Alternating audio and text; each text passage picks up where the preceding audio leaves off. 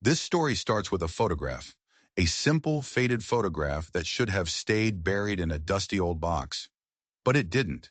And because it saw the light of day, a young woman named Makbi would be forced to uncover a 21-year-old murder, confront a ruthless land baron, and stare down the barrel of a war that threatened to burn two worlds to the ground.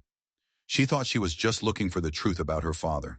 She had no idea that the truth was hunting her too, and it was closing in fast. The Texas sun was a hammer beating down on the little town of Cedar Ridge. Every shadow was sharp as a knife. Makvi sat on the porch steps of her grandmother's boarding house, the air so thick and hot it was hard to breathe. In her hands, she held the reason her world was about to break apart. The photograph. It showed a woman with her mother's smile, standing next to a Comanche warrior. He wasn't just tall, he looked like he was carved from the rock and canyons of this land, his eyes holding a power that made the hair on Maki's arms stand up. The screen door creaked open. Her grandmother, Wickapwin, came out holding two steaming cups of coffee, her face a beautiful map of wrinkles and wisdom. She moved with the slow, deliberate grace of someone who had seen more than 70 hard winters. She sat down next to Makpi, her old joints groaning in protest. "So, you found it?" Wickapwin said. Her voice was quiet but heavy with secrets. Makpi's eyes, a startling green that always made her feel like an outsider among her people, welled up with tears. She could barely speak. "This is my mother, Winona. When she was pregnant with me?" Her grandmother nodded, her old fingers wrapping around the warm cup. "Your mother was the most beautiful woman in 3 territories, and that man—" She paused, her gaze lost somewhere in the past. "That is Takala, son of Chief Non-Ei, a warrior whose strength was second only to his honor." "My father," Makpi whispered. The word felt like a stranger on her tongue. All her life she'd been told her father was a traveling merchant who died before she was born. A simple, clean story. This was a lightning strike. Wickapwin put a hand on her granddaughter's shoulder. "Your mother loved him with a fire that could burn down a whole prairie. But love between her people and his, it was dangerous back then, child. More dangerous than a rattler in the dark." Before Makpi could ask what she meant, the sound of hoofbeats echoed down the street. 3 riders. Their faces were grim, their eyes hard. Makpi's stomach went cold. She knew them. Everyone in Cedar Ridge knew them. Jake Morrison and his 2 sons, Tom and Billy. The Morrisons owned the biggest ranch for 100 miles, and they looked at the native community like it was something they'd eventually have to scrape off the bottom of their boots. Jake Morrison swung down from his horse with a slow, deliberate arrogance. He was a big man, broad and imposing, with cold blue eyes that seemed to suck the warmth out of the air. His sons stood behind him like a pair of mean dogs waiting for a command, their hands resting on the guns at their hips. "Well now," Jake's voice was a low drawl that cut through the heat, "if it ain't the little Indian princess and her ancient grandmother." The words were soaked in poison. Makpi felt her grandmother go still beside her, but the old woman's face was a mask of stone. She had dealt with men like Jake Morrison her whole life. "Mr. Morrison," Wickapwin said, her voice perfectly even, "what business brings you to our side of town?" A smile that didn't touch his eyes spread across Jake's face. "Just checking on my property. You know, this property, the dirt your little boarding house is sitting on." He pulled a folded paper from his vest. "Seems there's been some confusion about who owns what around here." Moppy's heart felt like it was going to pound its way out of her chest. She saw the official seal on the paper. For months, rich settlers like Morrison had been using legal tricks to steal land that had belonged to native families for generations. "This land has been in my family for 100 years, Wickapwin said, her voice as steady as a rock. "That's where you're wrong, old woman," Tom Morrison sneered. He was the older son, with his father's cruelty stamped all over his face. "The government says you people never filed the right papers. Too busy with your rain dances, I suppose." Billy, the younger one, let out a harsh laugh. "This is white man's country now. Time you savages learned your place." Anger, hot and sharp, shot through Makpi. The photograph crumpled in her fist. She started to rise, but her grandmother's hand clamped down on her arm like an iron band. "Easy, child," she murmured. Anger is a fire that warms your enemy. But it was too late. Morrison's cold eyes had locked onto the photograph in Mappy's hand. What's that you got there, girl? Some kind of family portrait? Before she could hide it, a sudden gust of wind, a whisper from the prairie, snatched the photo from her fingers. It danced through the air, a fragile piece of her past, and landed right at Jake Morrison's feet. He bent down, his big body moving slowly, and picked it up. His face changed. The mocking smile vanished, replaced by something dark and dangerous. Well, he breathed, his voice a deadly whisper. Tom, Billy, get a look at this. His sons crowded around him. Their expressions shifted from curiosity to shock to a deep, familiar hatred. That's him, ain't it? Billy whispered, a strange mix of fear and awe in his voice. That's Takala, the war chief, the one they say is raiding the settlements up north. Jake's knuckles turned white as he gripped the photograph. His gaze lifted from the image and burned into Makpi. Ice crawled through her veins. The very same savage, he said, his voice dropping so low it was almost a growl, who murdered my brother-in-law, slaughtered him and his whole family last spring. He took a step toward the porch, his shadow falling over Makpi like a shroud. Seems to me, he said, his voice dripping with venom, we got ourselves a half-breed spy, right here in the heart of my town, daughter of a killer. That's a lie, Makpi managed to say, her voice shaking so hard she could barely recognize it. The world was tilting, spinning off its axis. Her father, a killer? Is it? Tom Morrison stepped closer, his hand resting on his pistol. He had his father's cruel eyes. Blood tells, girl, and savage blood runs deep. How do we know you ain't been sending smoke signals to your daddy, telling him which homesteads to hit next? My granddaughter has done nothing wrong. Wickapwin was on her feet now, her small, aged frame radiating a strength that defied her years. She was born here, raised here. She is part of this community. Born from a sin that never should have happened, Jake spat on the ground, a white woman bedding down with a savage. He held the photograph up like a death warrant. This changes everything. You're not just squatting on my land anymore. You're harboring the spawn of a known murderer. The accusation was a physical blow. Makpi felt the air leave her lungs. Her father, the brave warrior her grandmother spoke of. Was he really a monster who killed families? What did that make her? What kind of poison was flowing through her veins right this very second? Morrison's face was a mask of cold triumph. He knew he had them. He tucked the photograph into his vest pocket, stealing the last image she had of her parents. You have 1 week, he announced, his voice booming across the dusty street. 7 days, to pack your junk and get off my land. And if I so much as hear a whisper that you've tried to contact your murdering father, he smiled a terrible, chilling smile. Well, let's just say there won't be enough of you left to bury. The 3 men swung back onto their horses and galloped away, leaving a cloud of dust and suffocating fear hanging in the air.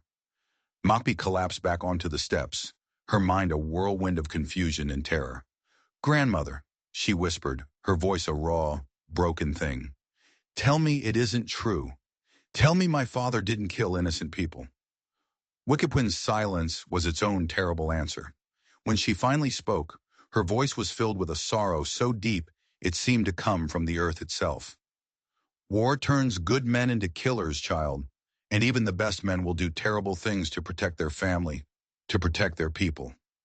But that family, the one Morrison mentioned, the world is not so simple, her grandmother said, her eyes looking far away.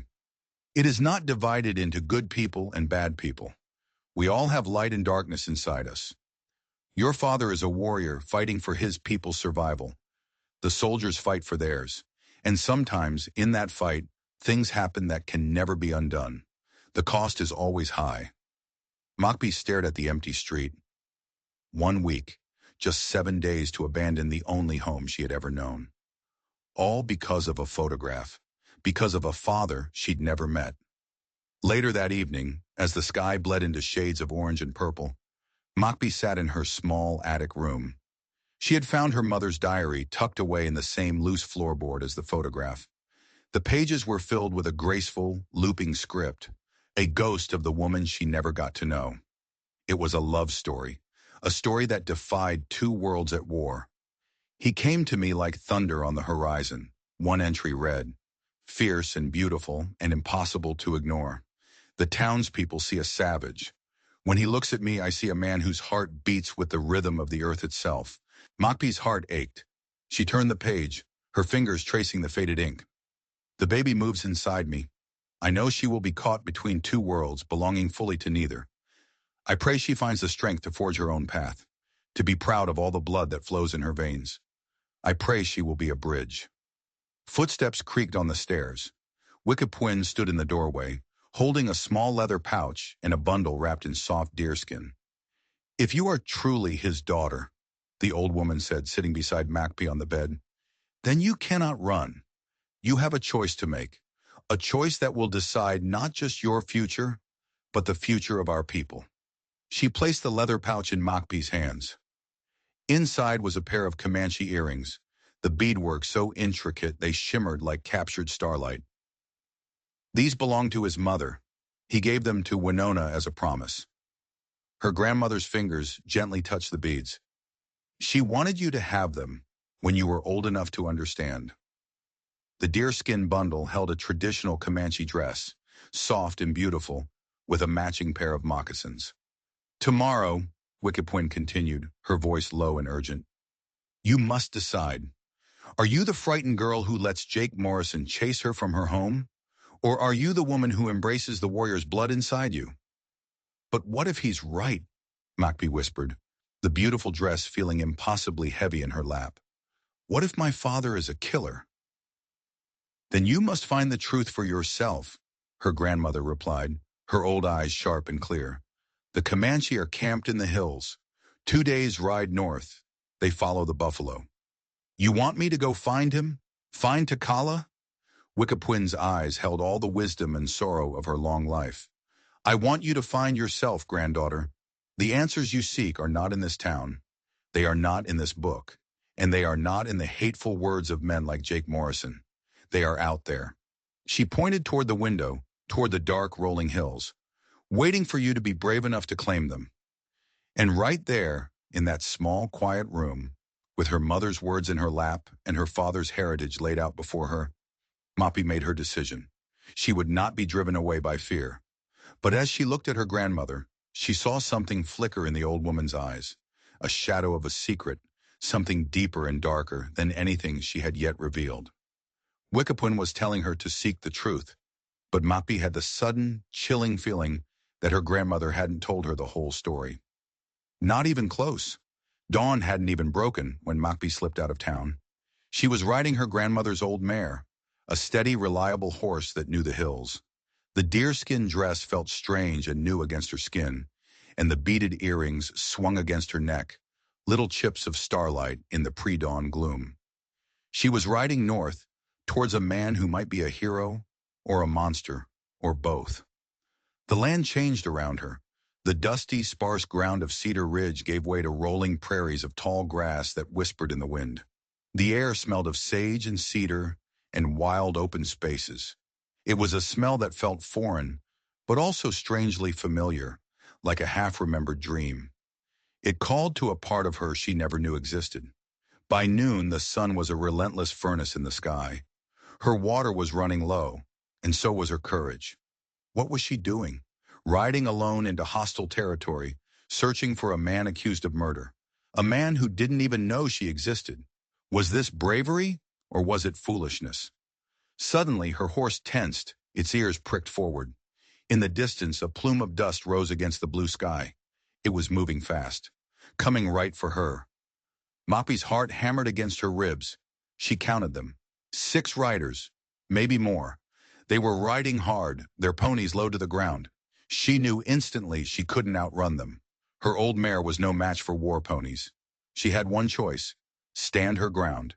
Taking a deep, shuddering breath, she slid off her horse and stood beside it. She kept her hands open and visible, praying the Comanche dress would mark her as a friend, not an enemy. The thunder of hoofbeats grew louder, a drumbeat of approaching fate. They were close enough to see now. Bronze skin streaked with war paint, Long black hair flying in the wind, bodies moving in perfect rhythm with their powerful horses. They were magnificent and terrifying. Comanche warriors. The lead rider threw up his hand, and the group skidded to a halt 20 feet away, their horses snorting and stamping in the dust. The leader was young, maybe 25, with sharp, intelligent eyes that sized her up with a piercing curiosity. He called out to her in the Comanche language. Mokpe's mouth went dry. She knew only a few words, taught to her in secret by her grandmother. Mokpe, she said, her voice barely a whisper, pointing to herself. Then, gathering every ounce of courage she had, she spoke the two words that would either save her life or end it. Takala. Nopia. Takala is my father. The effect was instantaneous. The warriors erupted in a flurry of sharp, urgent words, their eyes wide with disbelief. The young leader raised his hand for silence. He dismounted, his movements fluid and graceful, and walked toward her. You speak the name of Takala, son of Naniai, he said, his English accented but clear. Many people claim kinship with a great war chief. What proof do you have? Her hands trembling, Mokpe reached into the small pouch at her waist and pulled out the beaded earrings. A sharp intake of breath went through the warriors. The young leader's eyes widened in recognition. Those were worn by Peta Nokona, one of the older warriors said, his voice filled with awe. Takala's mother, her beadwork was known to all the bands. The young leader, who told her his name was Kem, looked at her face, really looked this time. She saw the moment the pieces clicked into place. The shape of your jaw, the way you stand. I see him in you, but your eyes, they are not Comanche. My mother was white, Mokpe said softly. Her name was Winona. Keme nodded slowly. Ah, the golden-haired woman, the one who stole our war chief's heart. The elders still tell stories of her courage. He gestured to his horse.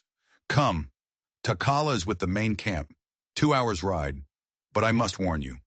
He paused, and his next words sent a fresh wave of ice through her. He is not the man from the stories anymore.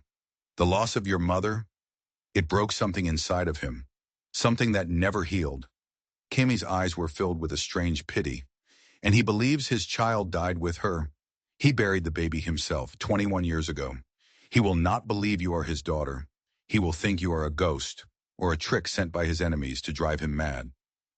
So her grandmother had lied, not just by omission, but a deep, soul-shattering lie. She had told Takala his daughter was dead. She had let him grieve for a child who was alive and breathing just 2 days' ride away. The journey to find her father had just become a mission to confront a man who thought she was a ghost. A man broken by a grief built on a lie. And suddenly, Jake Morrison's hatred didn't seem like the most dangerous thing she had to face. They rode in a protective circle around her, a strange honor guard escorting a ghost back to the land of the living. As they traveled, Kim spoke in a low voice, filling in the missing pieces of her parents' story. How Takala had found Winona, the sole survivor of a wagon train attack, not by his warriors but by bandits. How he had nursed her back to health.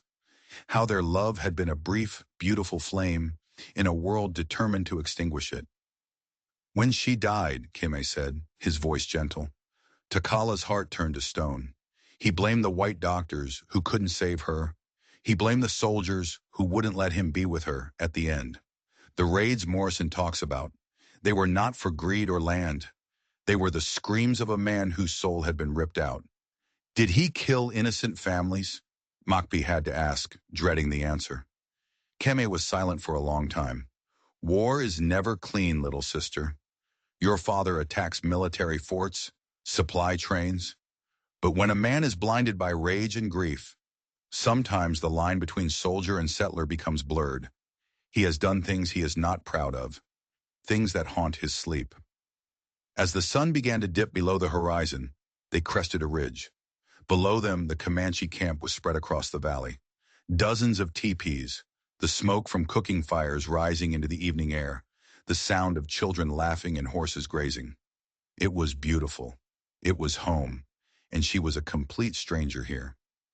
Kime pointed to a large teepee, set apart from the others, its hide painted with symbols of battle and hunts.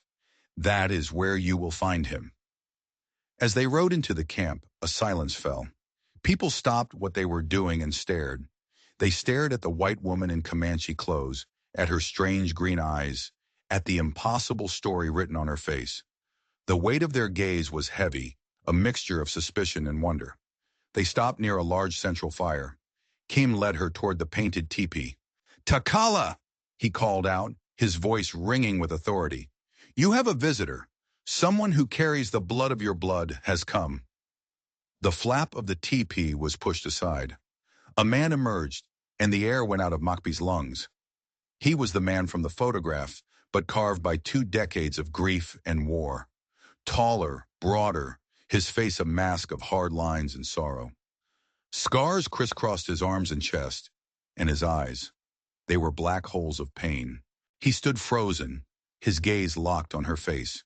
For a moment that stretched into an eternity, he just stared. Then a flicker of recognition, of disbelief, of pure agony. "Winona," he whispered, and the name shattered as it left his lips. "No," Makpi said, her voice shaking as she took a step forward. "I am Makpi, your daughter." The great war chief, the man who was a legend on the plains, crumpled. His knees gave out, and he sank to the ground, covering his face with his hands. A raw, guttural sob tore from his throat, a sound of such profound loss that it silenced the entire camp. Everyone knew they were witnessing the breaking of a man's soul. 21 years, he choked out from behind his hands. 21 years I mourned you, your grandmother. She gave me a bundle. She said you were gone with your mother. I buried you myself by the creek where I first met her." Makpi knelt in the dust in front of him, her own heart breaking for this proud man's unimaginable pain. The lie her grandmother had told was 1,000 times crueler than she had imagined. She hadn't just hidden Makpi. She had forced this man to bury his own child. "She lied," Makpi whispered, tears streaming down her face. "Grandmother lied to protect me. From him. From Jake Morrison." Takala looked up, his face streaked with dust and tears. He saw his daughter, his living, breathing daughter, and the pain in his eyes slowly, terrifyingly, began to curdle into something else. Something harder. Colder. It was rage. A pure, focused rage that had been simmering for 21 years. He reached out a trembling hand, not to her face, but to the beaded earrings she wore. His fingers brushed against them. "My mother's," he whispered. Then he looked at her again, and the last of his grief was burned away by the fire of his anger. He stood up, pulling her to her feet. His full height was imposing, a tower of coiled strength. "Jake Morrison," he said, his voice a low, dangerous growl that seemed to shake the very ground. "He was there, wasn't he? The day your mother died." Makpi's blood ran cold. How could he know that? "Yes," she whispered. Takala's eyes narrowed. "I always knew it wasn't the fever. I felt it in my soul. He took her from me, and he took you from me."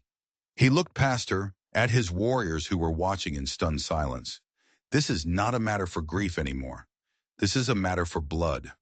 He turned back to Makpi, and she saw the warrior her grandmother had described, the man whose honor was matched only by his strength.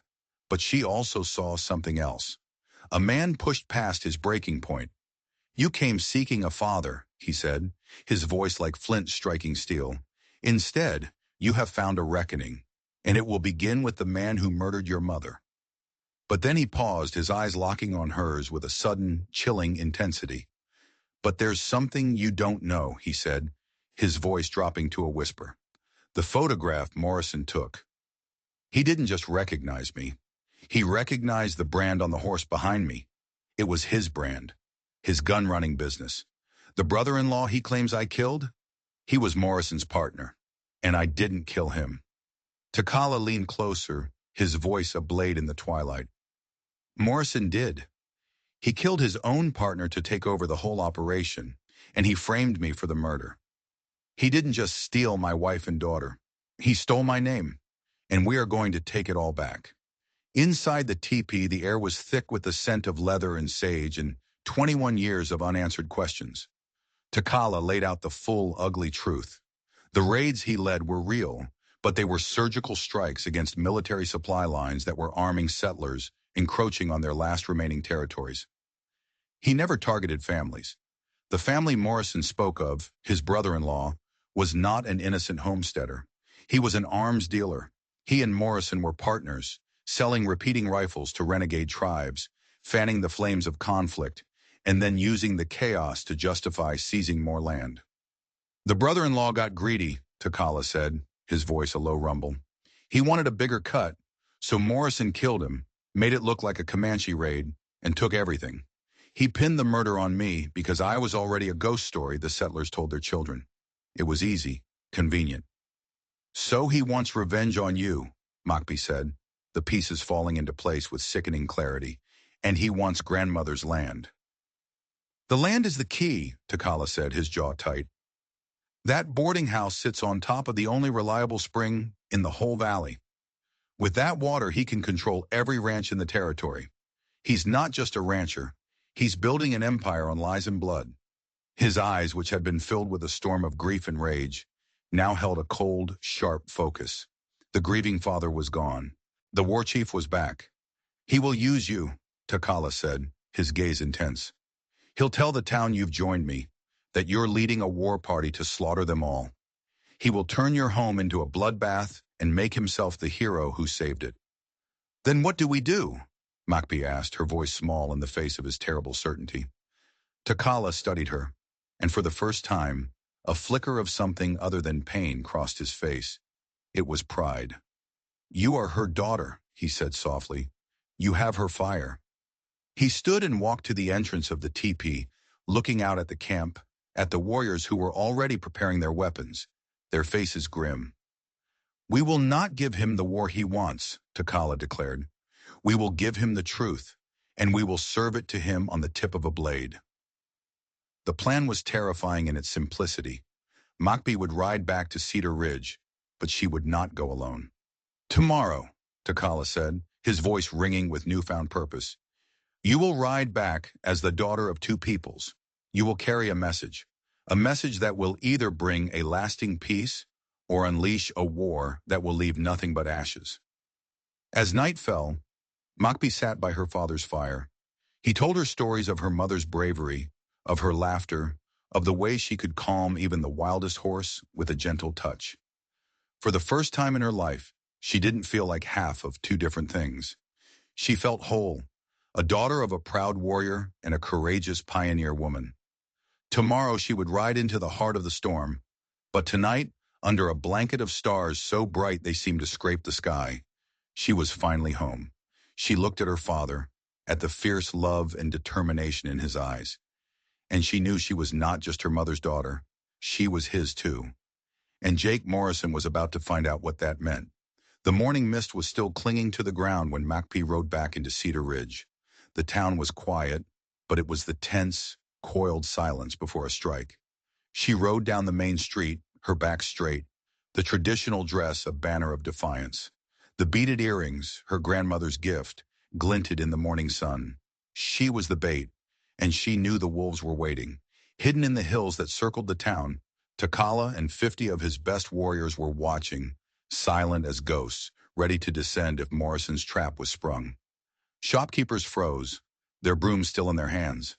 Women stared from their porches, pulling their children behind them. Her return, dressed as she was a match thrown into a powder keg. She found Morrison right where she knew he would be, on the porch of the boarding house. He wasn't just with his sons this time. He had a half-dozen hired guns with him, hard-faced men with rifles cradled in their arms.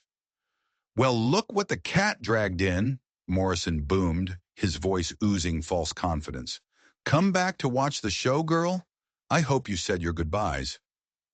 Wickapwin came out of the house, her face etched with worry, but her eyes blazing with defiance. Mokbe, you shouldn't have come. He's brought the territorial marshal. They have a warrant for your arrest. A warrant built on lies, Mokbe said, her voice clear and strong, carrying across the dusty street. A crowd was gathering, drawn by the scent of a confrontation. But I have some papers of my own, Mr. Morrison, papers that tell the truth about your little side business. Morrison's smirk wavered. I don't know what savage nonsense you're talking about. Gun running, Mokbe said, the words sharp and clean. Selling rifles to the very raiders you blame for the violence. taking your cut from every bullet fired, every family terrorized. She reached into her saddlebag and pulled out a small wooden box. I have your ledgers, Mr. Morrison. Receipts with your signature. Letters to your partners. The same partners you told everyone were innocent settlers murdered by my father. The crowd murmured. Morrison's face turned a dark, furious red. Those are forgeries, savage tricks. Are they? Macbee opened the box. Then why is it your handwriting? Why does it detail a payment to a certain doctor to falsify a death certificate? That's enough of this, Tom Morrison roared, his hand dropping to his gun. Pa, let's just end this now. You touch that weapon, and you'll answer to me. The voice cut through the tension like a whip crack. The crowd parted. Marshal William Hayes stood there, a tall, weathered man in his 50s with eyes that had seen everything. His reputation for being tough but fair was the only real law in these parts. Marshal, Morrison said, forcing a smile. Perfect timing. This half-breed is inciting a riot, conspiring with savages. Arrest her. Hayes ignored him. He walked straight to Macbee. Miss, he said, his voice calm and steady, those are serious accusations. Do you have proof? I do, Macbee said, meeting his gaze. But first you need to know something else. My father Takala is waiting in the hills. He is willing to surrender himself to your custody to face a fair trial for his crimes, but only if you agree to investigate Jake Morrison's crimes with the same diligence. The crowd gasped. Takala, the ghost of the plains, was here? Morrison's face went white. It's a trap. I told you. She's brought them here to massacre us all. Massacre? A new voice spoke up. Dr. Crawford, the town's old, stooped physician, pushed his way to the front. His face was grim. Jake Morrison, you want to talk about massacres? Why don't you tell these good people about the money you offered me? The money to say your brother-in-law was killed by Comanche arrows, and not by the 3 bullet holes in his back that looked suspiciously like they came from a pistol, not a rifle. Morrison's world was visibly cracking. Crawford, you senile old fool. And tell them about the warehouse you burned down last month, the doctor pressed on, his voice gaining strength. The one where you stored the weapons just before the army started asking questions. That's enough, Tom Morrison shrieked, finally snapping. He drew his pistol, his eyes wild with panic. We're ending this. But before he could aim, a single rifle shot cracked through the morning air. Tom's gun flew from his hand as he screamed in pain. And then they appeared, on every rooftop surrounding the square. Silent, deadly, Comanche warriors, their rifles trained on Morrison and his hired guns. A path opened through the crowd, and into the square rode Takala. He sat on his war horse, a figure of pure, terrifying power. The great chief had come to town. Marshal Hayes, to his credit, didn't even flinch. He just squared his shoulders. Chief Takala, he said, his voice as calm as if he were ordering a drink. You're under arrest for raids against territorial settlements.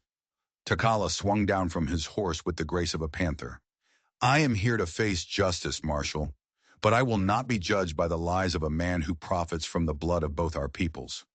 He locked eyes with Morrison, and the hatred between them was so thick you could taste it. Jake Morrison saw it all slipping away. His empire of fear was crumbling. He made one last, desperate play. He turned to the crowd, his voice filled with fake terror. Don't listen to them. They'll kill us all. It's what they do. Is it? Macbee stepped forward, her voice ringing out, clear and true. Or is what they do standing up to a man so filled with greed, he would start a war just to cover his crimes? A man who would steal the home from the woman who helped deliver his own children? She turned, her eyes sweeping over the faces of her neighbors. You all know my grandmother. You know my mother. You know they were good people.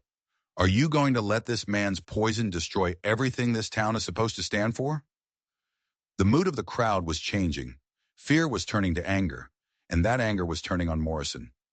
Marshal Hayes looked down at the ledger Macbee had given him. He had seen enough forged documents in his life to know a real one when he saw it. Mr. Morrison, he said, his voice now cold as steel, this ledger appears to be authentic. You have some very serious questions to answer. This is a circus, Morrison blustered, his eyes darting around for an escape. I'm a respected businessman, a pillar of this community. A pillar built on bodies, Takala said, his voice a low growl. He turned to the marshal. I will propose a trade. My life for the truth. I will surrender myself and my men to stand trial. In return, you will launch a full investigation into this man's gun running, his land fraud, and the murder of his partner. And if you're both found guilty, the marshal asked, his eyes narrowed, then we both hang, Takala said without a moment's hesitation. Let the truth decide. That was it, the final corner. Morrison saw the walls closing in, and the animal inside him took over. With a guttural roar, he lunged for his son Tom's fallen pistol, snatching it from the dust. He raised it, his eyes wild with hate, aiming it straight at Macbee's heart. If I'm going down, he screamed, the half-breed bitch is coming with me. A shot exploded in the tense silence, but it didn't come from a Comanche rifle. Jake Morrison staggered, a look of pure shock on his face, before collapsing into the dust. Standing behind him, a smoking revolver in his trembling hand, was his younger son, Billy. I'm sorry, Pa, Billy whispered, his face pale and streaked with tears. But I couldn't let you. I can't be a part of it anymore.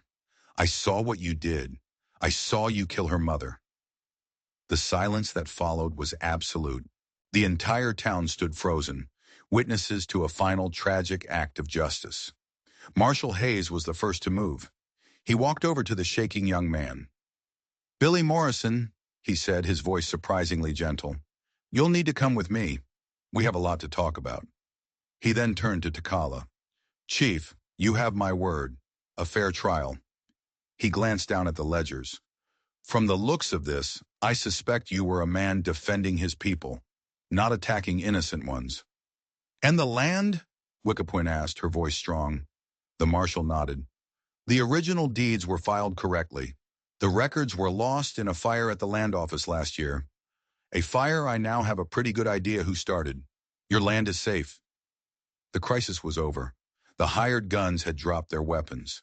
Tom Morrison was being tended to, his face a mask of disbelief and pain. As the crowd began to break apart, murmuring in shock, Macbee stood in the center of it all, a bridge between the two worlds that had almost gone to war. Takala came to stand beside her, placing a hand on her shoulder. Now you have a choice, daughter. You can come with me and learn the ways of your people. Live the life you were denied, or you can stay here and finish what your mother started. Macbee looked at her grandmother's boarding house, the only home she'd ever known. She looked at the faces of the townspeople, who were now looking at her with a newfound respect. Then she looked at her father, at the proud, sad, strong man who had lost everything and had just gotten a piece of it back. I choose both, she said, and her voice didn't waver. I will be the bridge. I'll spend the summers with you, learning our traditions, and I'll spend the winters here, teaching them what I've learned. A smile touched Takala's lips. It was the first true smile she had ever seen on his face. It was like watching the sun rise after a long, dark night. Your mother, he said, his voice thick with emotion, would be so proud. You have her wisdom, her strength. 3 months later, Cedar Ridge was a different town. Takala's trial was swift. He was cleared of murder and sentenced to work with the territorial government to establish fair trade and treaties with the native bands. The gun-running investigation blew the lid off a massive network of corruption that went all the way to the top. Billy Morrison, for his testimony, was given a light sentence and a second chance. He began working to repay the families his father had wronged. Macbee stood on the porch, the same porch where her world had been turned upside down, and watched the sunset. The faded photograph, returned to her by the marshal, sat on the railing. In it, a young woman smiled, full of hope, standing beside the warrior who loved her. They had dreamed of a world where two peoples could live as one. Their daughter was going to build it. In the distance, a coyote howled a lonely song to the rising moon. From the hills, another answered, two different voices singing under the same vast sky, just as it should be. What an incredible story. Macbee's courage didn't just save her home. It uncovered a murder, stopped a war, and exposed a powerful villain hiding in plain sight. But it makes you wonder, doesn't it? Think about Billy Morrison. He had to make an impossible choice. Stand by his corrupt, murderous father, or do the right thing and betray his own family. Could you have pulled that trigger? Could you choose justice over blood? Let me know what you would have done in that impossible situation down in the comments. These are the kinds of stories that stick with you, the ones that make you question what you would do if everything was on the line. If you believe that one person's courage can truly change the world, and you want to hear more tales of ordinary people doing extraordinary things, then do me a favor and hit that subscribe button. It tells us you want more stories that matter, and trust me, we've got a lot more to tell. Thanks for watching.